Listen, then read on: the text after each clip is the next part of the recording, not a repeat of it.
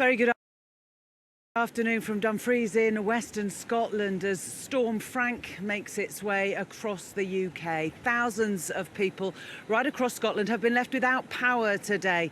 And here, the river has burst its banks quite dramatically, flooding the immediate area. Well, in Ireland and the north of England, people are dealing with huge downpours of rain and gale force winds as well. People are being told to avoid all unnecessary travel. Well, across the UK, there are currently 4 warnings of severe flooding, meaning there is a danger to life. And there are 145 flood warnings where flooding is expected. 3 severe warnings are in the northwest of England, with the other severe warning at Whitesand here in Dumfries. And the Met Office is warning people to be aware of strong winds and heavy rain over much of Scotland, Wales and the west of England. It is a bleak picture across this part of the country. This report from our senior news correspondent, Ian Woods. We knew this was coming, but it seems not everyone heard the warnings. Cars hadn't been moved as the floodwaters encircled them. This is Newton Stewart, west of Dumfries, and it's likely to get a lot worse than this. The operation to evacuate low-lying properties began last night, with the River Cree expected to flood neighbouring areas. Absolutely terrible. So, Ken, the council should have knew about this. Should have had all these bugs out last night. We have never had it as high as this before. So it's, I suppose when you see what's on the television about how other houses have never ever been flooded and then all of a sudden I suppose it is a wee bit disconcerting. The town centre and residential areas are already underwater and more will be affected. Storm Frank's rain belt will cross much of the British Isles.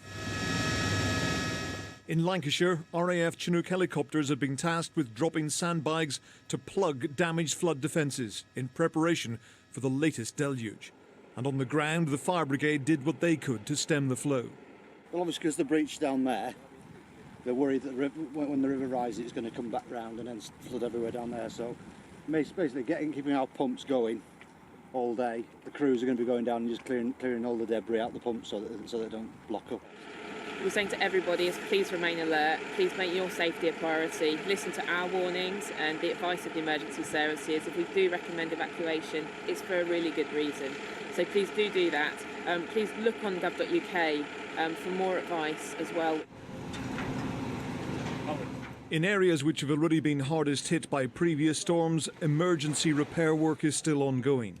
The Army brought in an infantry assault bridge to carry cables. What we're here to do is to help out the Environment Agency by putting a secure platform where they can then lay all their servicing cables across the river to make sure the pumping station keeps working.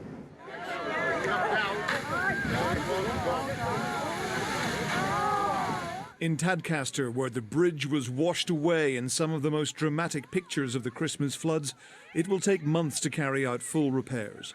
The area remains cordoned off, and the Army are also working shoulder to shoulder with the emergency services. The Environment Secretary came to see the damage and the clear-up for herself. Clearly the town is cut in half, and what we want to do is get it up and running as soon as possible. This is a national priority. We're going to be forming a group later today to look at how we can get it sorted out as soon as possible. I've been meeting local residents. Clearly the wharf has been higher than it's ever been before by about 0.8 of a metre, and what we need to do is make sure that we get Yorkshire up and running as soon as possible. But not all residents of flood-hit areas seemed worried. An otter found rich pickings along the swollen river, but if the river spreads outwards across acres of land, it could soon find itself far from home. Ian Woods, Sky News. Well, we're yet to know the full force here, but in other parts of the country, the mopping up has started. Let's go over to Keswick in Cumbria, where, of course, before Christmas, there were dreadful scenes. Mike McCarthy is there for us. How bad has it been this time, Mike? Well, thankfully, although it's been a grim day weather-wise, Cumbria is breathing a sigh of relief. It hasn't been quite as bad as the forecast indicated, and just as well in this battered county, because look at this, I mean, they're still having to deal with the damage from Storm Desmond a few weeks ago. Pavements ripped up, debris swept down the streets, electricity cut off to many of the houses and cottages here, so they have really had a rough time. There was a suggestion certainly yesterday evening that Keswick might be hit again, along with quite a few other places across Cumbria. And if you look at the River Greeta here, it is very swollen and it is looking quite angry at the moment, but we believe that the level has peaked. And just to give you some idea, I mean, these glass barriers were put in some years ago because of previous flooding, and it would have to rise, the River Greeta would have to rise, I don't know, something like 4 or 5 feet really to breach those. That's how bad it was during Storm Desmond, came right over here and caused some of the damage that we've seen. We've been all around Cumbria. We've been to Egremont, Glenridding, to Braithwaite. Now in Braithwaite there was a similar position there, a similar situation, a river running through that village. That's been flooded recently, but 30 soldiers managed to come in basically what looked for a time like a race against time. They put out the flood defences, put out the sandbags and managed to hold the river back. So Braithwaite is another place that has escaped the flooding this time. It looks as though the county may be able to look forward to 2016, and I'm sure with a prayer or two hope that this is now the end of the flood season for them. Mike McCarthy in Keswick, thanks very much. The River Nithia, we thought it had reached its peak at around 3 o'clock this afternoon, but the bad news is it does appear to still be rising. Of course, the water flowing off the hills and the tide as well, even though the tide has turned again now, but it does still seem to be rising. But a little earlier on this afternoon, I spoke to the council's chief executive here about the measures that had been put in place to make sure people were protected here. As the water levels rise here in Dumfries, people come out and have a look to see what it looks like, but there is a danger as well, and so the council, the police here have decided to shut some of the bridges that go across the River Neath. In charge of the council here is Gavin Stevenson. Logistically, you have to have everything in place early enough to make sure people's lives aren't in danger. Absolutely. We started that yesterday in the west of our region. The fire service based its command centre over in Newton Stewart because we knew that would be the worst. But all through the night we've been working, checking our vulnerable database, knocking on doors, telling people it's been coming. But again, trying to tell people the scale of this has been really challenging to deal with it also across the entire region, not just here in Dumfries. What's your major concern this afternoon? Obviously it's a long way before these waters hit their peak. Yes, we're expecting the peak between 1 and 2 o'clock this afternoon, but our main concern is people's safety. The advice is if you live near the River Cree or here in the River Nith, take action now, protect yourself, protect your property, but in that order, because we expect the water levels here and where we're standing to be at least 5 or 6 feet above our heads, so therefore we're expecting this to be the worst in living memory. And Gavin, if you look at the river, it flows really fast, doesn't it? I mean, it's terribly dangerous. Yes, it's terribly dangerous. You shouldn't go near it, and particularly as there are trees we know further upstream coming down. That's why we're looking to close some of our major bridges, purely and simply as a precaution, until we reach the peak. But certainly it's across our entire region. Our main concern are for some of our smaller communities that are cut off and isolated at this point, and we're doing our very best to reach them. But again, it's just the scale of the emergency across our region that everybody's doing all they can to help. And it costs a lot of money for you as a council and for the businesses in this area. Yes, I think that obviously our first concern is people's safety, and afterwards we'll look to recovery. But again, we need to do all we can to help the businesses. It's the worst time of the year for our businesses, but actually for any family who gets flooded, it's a disaster. So therefore, the cost of that, we'll work in that, and I'm sure the government will provide support and assistance. But I think it's the time of year, and for any family flooded, we'll do everything we possibly can to help. Gavin, thank you very much. I hope you have a quiet enough afternoon. Thank you for now. And if you look down, we're talking about bridges being closed. The second bridge down there is cars still going across, but the metal bridge has been closed because it's just too dangerous to cross.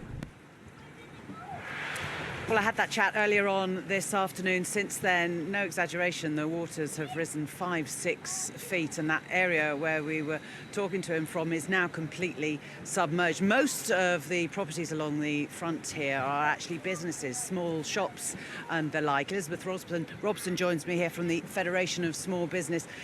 It is devastating for them, isn't it? I mean, you can see behind you, these are all shops, and they've, of course, all had to shut. All hard-working families, you know, family businesses, not your big retailers, all little businesses that, you know, support a family. And it does flood this river. Have you seen it this bad? Never.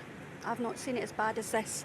I think back in '82 it was pretty bad then, but it has been flooding. I think the first recorded flood was in the 1700s. That was the first recorded flooding here, but I've never seen it as bad as this. This will take a long time for these wee businesses to come back from.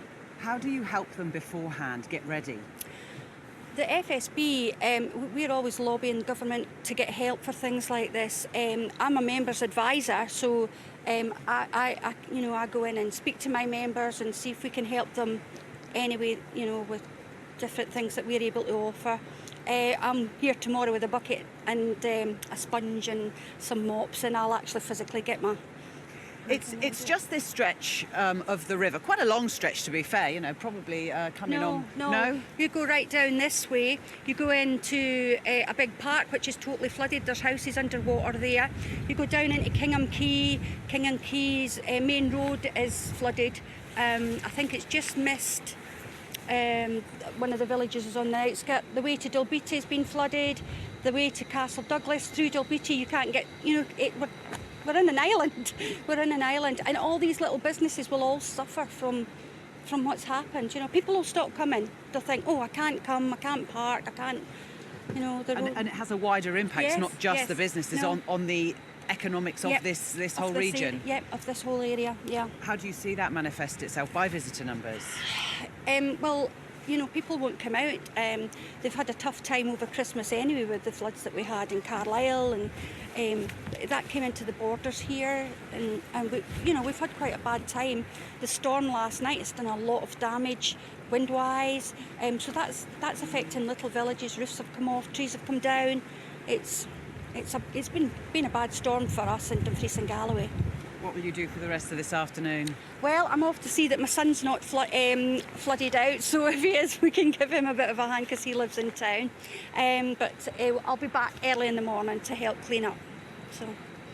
All right, Elizabeth, thank you very much indeed. David Cameron visited flood-hit areas, didn't he, in Cumbria before Christmas, and York in between Christmas and New Year. But the head of the Environment Agency has faced quite a lot of criticism for staying on his rather hot Caribbean holiday during what has become a crisis for the UK. But we have now heard from him. Have you got a message for the nice people of holiday? Yes, I'm going up there today, and I'll be able to speak to you and some of your colleagues hopefully there. Do you not think you should have gone sooner? Well, I'm going up there today, as you appreciate. My focus really is to go and see what's happening, to see the good work that's been going on, but most importantly, to see the communities that have been affected.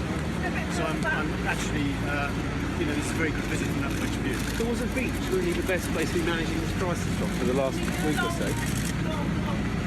I've been in very close contact with a whole number of people, with the chief executive who's running the organisation, with my deputy chair, with the Secretary of State. So everybody can't be everywhere at the same time. I think we've been very effective and efficient in what we've been doing. There's obviously some lessons to learn, and we'll follow those through. That's probably not what a lot of people in Yorkshire have lost a lot of their possessions, their homes have been destroyed.